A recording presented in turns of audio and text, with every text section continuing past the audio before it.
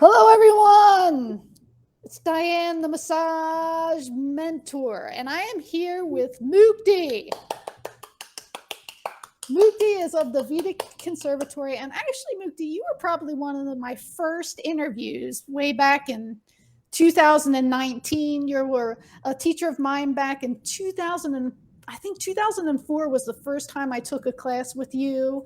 I'm so excited to see you're still out there teaching all over the place. Mukti! So one of the reasons I'm sorry, go ahead.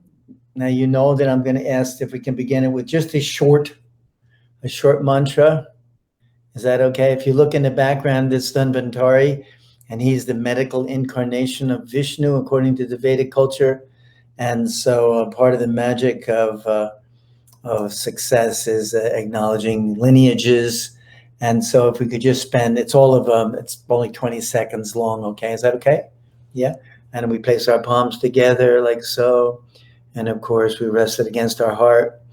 And Om Namo Bhagavate Mahasudarshana Vasudevaya Dhanvantaraye Amruta Kala Sastaya Sarvabhaya Vanasya Savaroka Nivaranaya Trilokya Pataye Tilokya Nitaye Shima Vishnu Sarup Shri Dhanvantri Sarupa Shri Shri Shri Ashata Chakra Narayan Swaha. Om. So, hi Mukti. I don't know how it was. I can't believe I forgot that part. So one of the things that I think you bring out in people, and one of your like niche, the thing that you are, is you're a very spiritual man, and you're brilliant. You're very well spoken. So you can cover anatomy, but then you can cover the chakras and deepness like not many others. And you're working on some stuff about internalizing your awareness. Will you talk a little bit more about internalizing awareness? Yeah. So thank you, Diane. I think you'll find this valuable. I've been, working with it for several years, but just more recently, how things come up and then they impact you stronger because you see that the class is either needing it or it's just some kind of valuable contribution. But for the sake of myself and my colleagues, who I absolutely adore, anybody in this profession, you know that, you do too, that's called internalizing awareness. So very quickly, there's a term in Sanskrit called achutya. That's A-C-H-U-T-Y-A, achutya. And achutya means infallible, infallible. But chutya means fallible. And so it gets compounded. It's basically what I'm offering here is an organic, sort of grounding so that we can go into our body work and have some answers to why we're seeing all these miracles. And so chutya means subject to making mistakes. So why are we using these five senses exclusively? The eyes are very limited. We can't even see what's happening out in the hallway. The ear is very, very limited. We can't hear what's happening down the street. We can only eat so much food. We can only touch so much. We can only smell so much. The senses are obviously quite limited in their capacity. And also, but it gets compounded a little bit because they're also subject to making a mistake. So why are we using the five senses? Here we have somebody who's needing some really valuable healing, and we have to be uber ultra sensitive, and yet we're relying. So what is internalizing awareness? Internalizing awareness is finding any mechanism within ourselves. Maybe it's finding the inner drishti between the eyebrows. The inner drishti is a revered experience, venerated. It's been on the Ayurvedic medicine books for thousands of years. So maybe we envision that blue pearl, that blue moon, that blue star between the eyebrows. We activate the hypothalamus, the pituitary, and the pineal glands. When we do that, they do their job better. They send electrical and chemical messages to the other glandular systems. And then we become, of course, more sensitive. But there's so many others.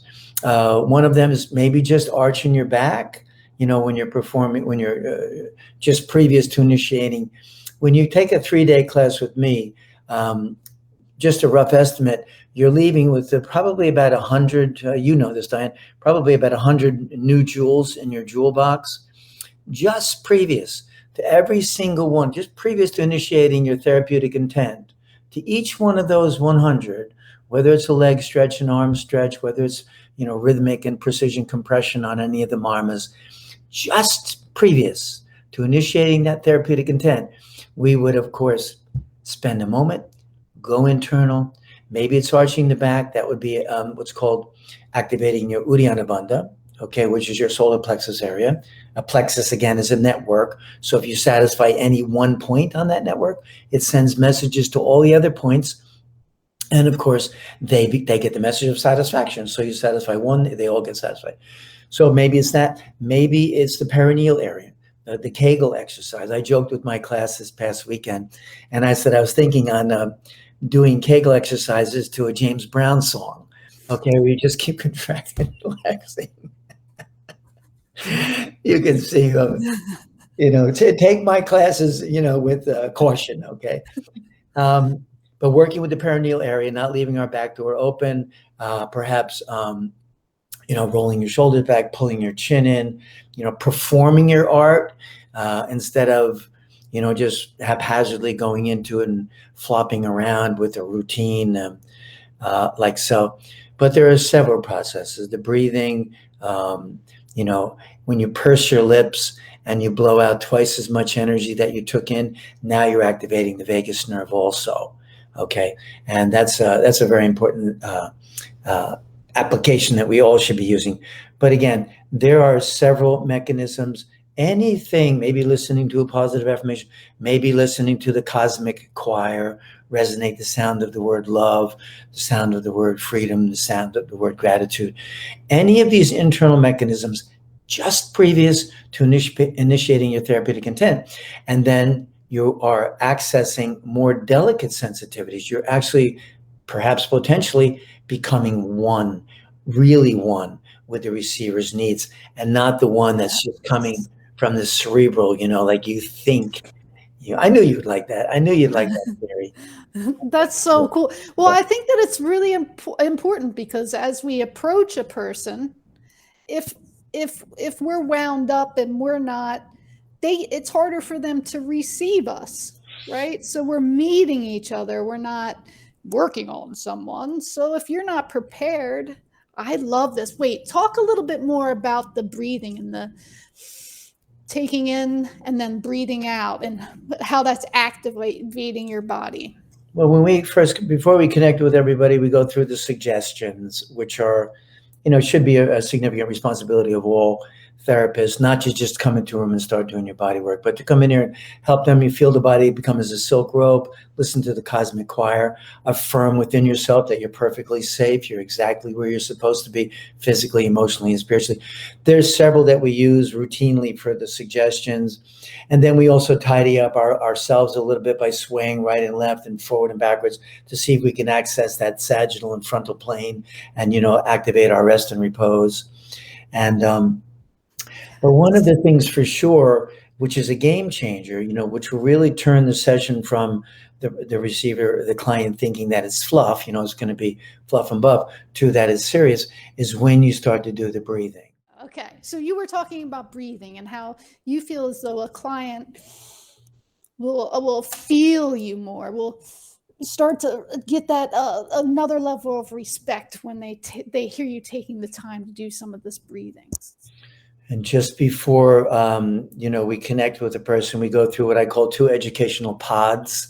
And one is suggestions, so we prevent ourselves just from coming into a room and just beginning, that's absolutely something that we need to do. All the therapists need to do that.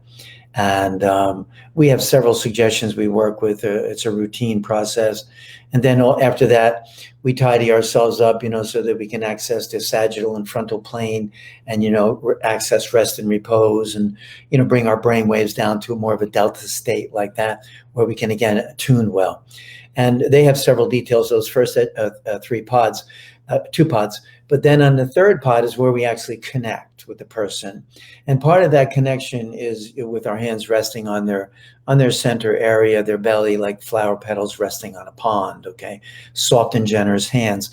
and then bringing the person into breathing consciousness. But what I always notice is a game changer is where I ask them to, when they breathe in, to collapse their nostrils. Okay, in other words, you'll see me do it right now. It's a significant in-breath, okay? And it's almost like asking the person to go to the gymnasium, because now they're accessing all the intercostals, they're accessing the belly muscles. It's quite a bit. So if you include in that, how many repetitions you're going to do, so they don't go off into eternity, thinking we're going to do it all afternoon. If you say we're going to do 5 repetitions or 7 repetitions or something like that, that adds quality to it. But the whole idea is to, when you breathe in, which is called a pareka, P-U-R-E-K-H-A, pareka is your Ayurvedic for your in-breath.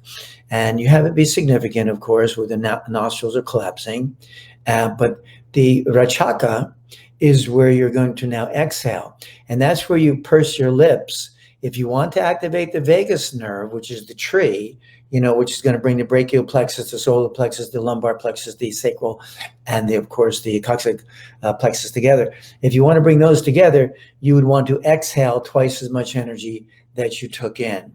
And the way to do what we do is we have them purse the lips and play that one note on the bamboo flute, that one enchanting cosmic sound, and to blow it all out. And then when that inhale happens, it's I ascribe this is what life feels like, because it's completely effortless. The elasticity alone of the exhale just allows the air to come back in again. And of course, you could transmute that into, again, collapsing your nostrils and really going maximum capacity breathing. But we do, 7 of those, 9 of those, just to begin, with our hand below the navel. It's called the Bhaga and Basya Marma. There's the belly button is the Nabhar Marma, and then just below that is Bhaga and then Basya.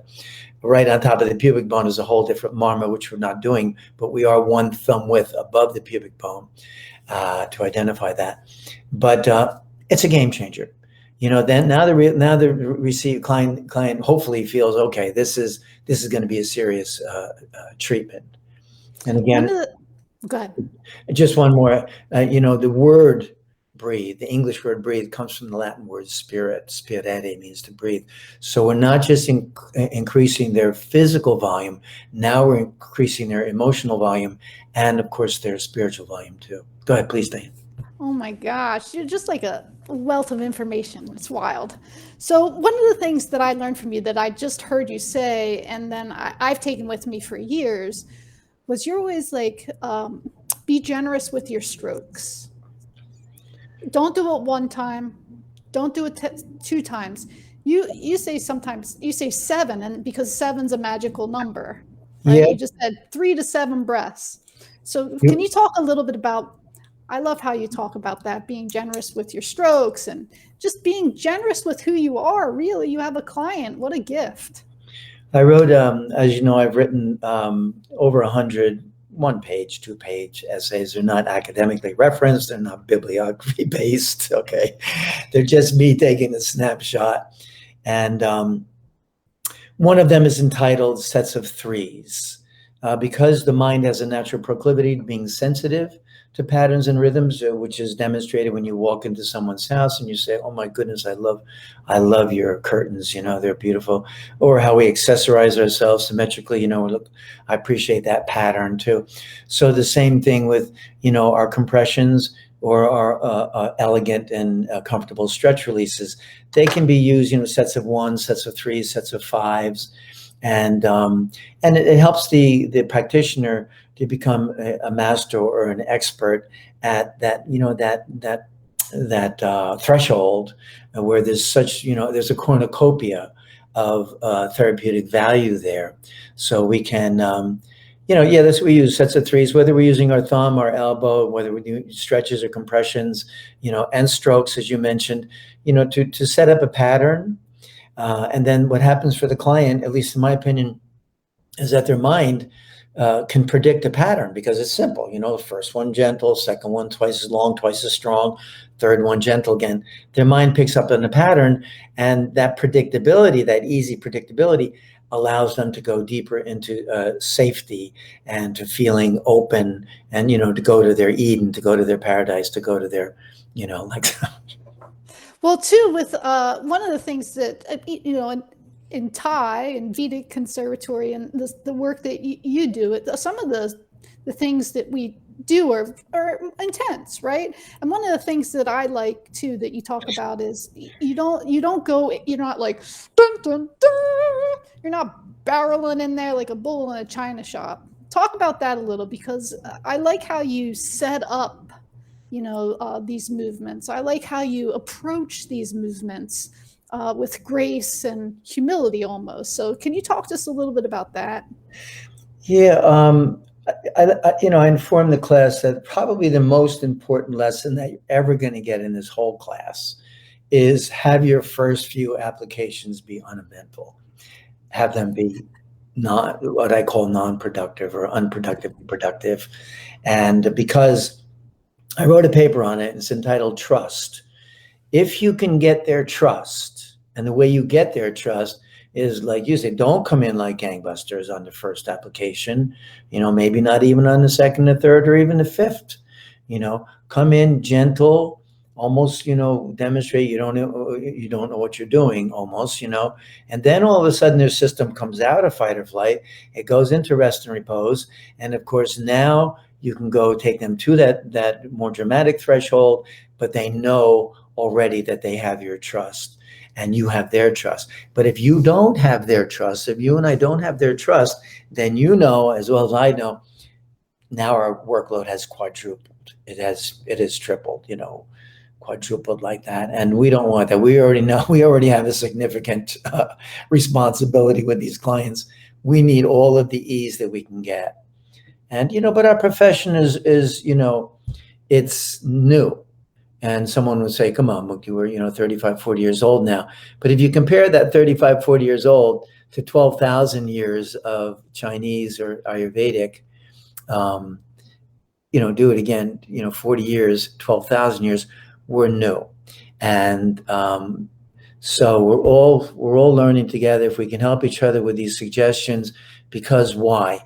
Our art is as valuable, you've heard me say this a million times, as psychiatry, as surgery. There are many people. What are you getting nervous about? No, I like it. Okay.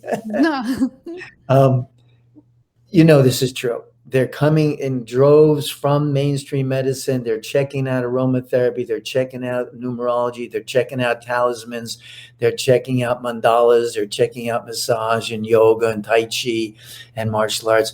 They just know that this is a more soulful place to go. So how does that make you and I feel? This responsibility that I used to be able to sidestep because I'm just this hippie, I'm just this daisy picking hippie.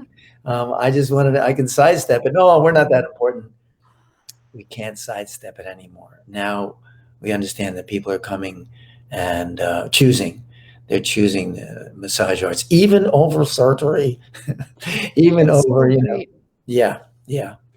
So I want to go back to too, because a lot of people just kind of go past the hara or the belly, and a lot of people that work on the mat start there. Can you talk a little bit about that? Why some people get real clients are like, oh, I don't want you touching, but in Thai you have clothes on. It's a little different. And, resting your hands with, care and commitment. So can you talk a little bit about why and how that's so imperative and important in your practice? I dated a girl up in Princeton, New Jersey. We lived together on a huge ranch estate for like 8 years. She owned 2 flower shops. And we go in for for some flower arrangement lessons with this Japanese woman. And the first thing she said to us is learn to hold the flowers with your belly. And, I'm also a martial arts person. And, of course, where do punches and kicks come from? Initially they come from the belly. The same is true for calligraphy. The same is true for tea ceremony. The same is true for our archery. It's a concept which is so absolutely important for the Western mind because, we've seen so many times people trying to figure out romance from up here, what I call a cuckoo's nest. Okay, but what about finance? What about politics? What about, you know, everything? But if we can bring our awareness down into our belly, there are 12 functions there in the viscera. And of course, they correlate with the 12 hours on the clock and the 12 zodiac signs in Eastern interpretation. But yeah, I mean, we have I've been doing the belly since I got out of Swedish Institute, and I was going to Ohashi at the same time. So, he was big on that. He would, you'd be resting your hand there, and he'd be asking to feel like little minnows darting about underneath the water, or feel. Can you feel the design that the breeze makes as it passes across the surface of a pond? Can you feel the design that the sunlight makes as it passes through the pond? And so he was really, he put you through basically 24 different characteristics for each one of the zones on the belly. And can you feel the emotion? Can you feel the color? Can you feel the sound? Can you feel the bodily secretion, the month, all of that. So that's a bit much for what's necessary today. That was good for when you and I were all staying, we were all in one village together. The shaman was up there on the hill, for example, and he could see when a tree fell over, or when that mama just had a baby and that grandmom just died, and they knew. We don't have that today. We're moving fast, and lots of things are changing. And so the belly is very, very important. And yes, you're right. There are massage schools that are not even teaching it because, it gets close to the second chakra, and it gets close to the first chakra, and all of that energy.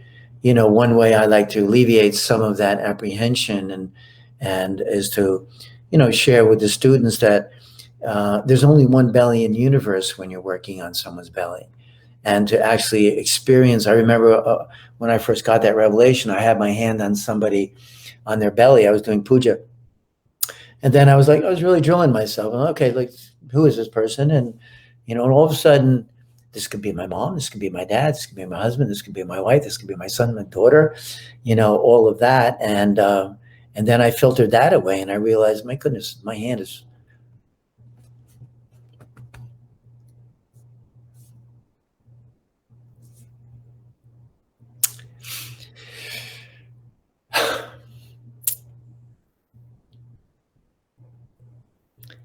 resting on your soul. So. And I mean, body work is, like I said, it'll take you as far as you'll let it. And I think the connection that we get to make with people is sometimes beyond words and beyond feeling and beyond comprehension, especially if two people are there together. I mean, really, it takes two people being fully present and open to whatever can happen. And we have enough separation in the world. Mm-hmm. We have enough mental stuff going on. We have old and young, healthy and unhealthy, male and female. We have a whole variety of what I call tapestry of duality and the veil of polarity. We have all of that, but to experience oneness is really, the ultimate in the massage profession, where you're offering this to yourself. What kind of quality would you put into the session if you're offering it to yourself? I love that. Thank you. I love that. Sorry about the emotions. Emotions are good. I love seeing emotions. Are you kidding me? It's one of the best things ever. Because it's true. I think we all have had that feeling where it's like the world stops. Everything stops. And you have this blissed out like contact with a client that you can't describe to anyone, but except for maybe another massage therapist. And it's you don't get it every session. You don't get it every time. But when you get it, it makes all the other sessions worth it. It makes really the whole journey worth it. Yeah, it's very true. You don't get it every time, but just to go in that direction is better than not getting it, for sure. Yes, and you have to at least be aiming in a direction. And I don't think you can get there without doing some of the things that every single teacher that I've ever spoken to has their way of kind of getting ready for a session and approaching a client. And I think that, the best of the best Yeah. anyway. And I think that that is crucial. Tell us something that I don't want to put you on the spot. I know we just had a moment, but tell me something. What would you like to leave us with? We're going to wrap up. I do want to say this, right? I want to say this, Vedic Conservatory, awesome Thai classes. It's not really just Thai.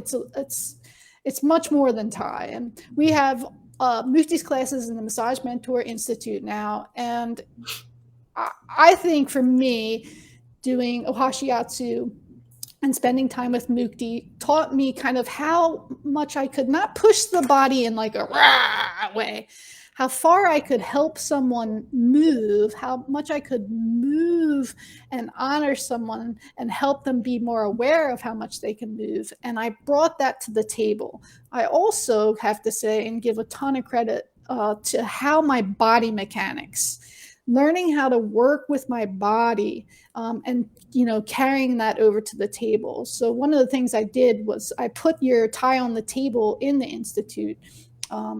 And I think for me, that was just like a huge aha moment, that when you started doing that, I was like, holy shit, he's bringing it to the table, because you really can do a lot of this stuff on a table. Yeah, well, I've been doing the table at the same time I've been doing the futon. So, I mean, I did 17 years of the lubricant treatments before I switched over into the, futon and table, and mostly what I call dry. But I still do quite a few lubricant sessions. But I don't know what I would leave you with. I think, basically, like I said before, we can't sidestep the responsibility anymore. In the beginning, we were what we were. But now all of a sudden, people are choosing, and so when they're thinking about their body work session all week long, dealing with the traffic jams, dealing with the office, dealing with the family, politics, everything else, and then they get on your table, it's a significant responsibility.